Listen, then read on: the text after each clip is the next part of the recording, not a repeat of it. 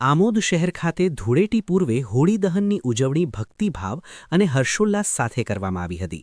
શહેરના વિવિધ વિસ્તારોમાં પરંપરાગત રીતે હોળી પ્રગટાવવામાં આવી અને લોકો મોટી સંખ્યામાં હાજર રહ્યા હતા।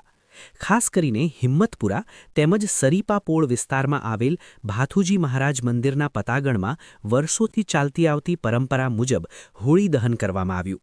આ પ્રસંગે વિસ્તારના વડીલો, યુવાનો અને બાળકો ઉત્સાહભેર જોડાયા હતા।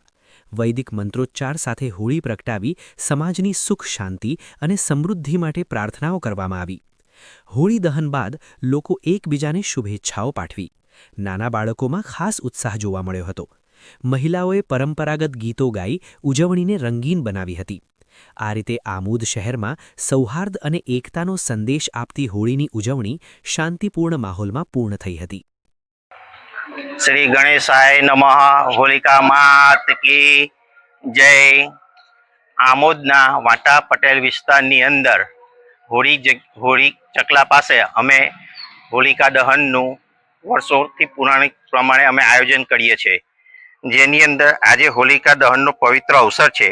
આ અગ્નિ માત્ર લાકડાથી બાળતી પણ સમાજમાં રહેલી બુરાઈ, અધર્મ અને અસત્યનો નાશ કરી સત્યના વિજયનો સંદેશ આપે છે। જેમ ભક્તો પ્રહલાદની અતૂટ શ્રદ્ધાને હોલિકાના અહંકારને ભસ્મભીત કર્યા, તેમ આજે આપણે પણ આપણા મનમાં રહેલી નકારાત્મકતાને આ પવિત્ર અગ્નિમાં હોમી દઈએ,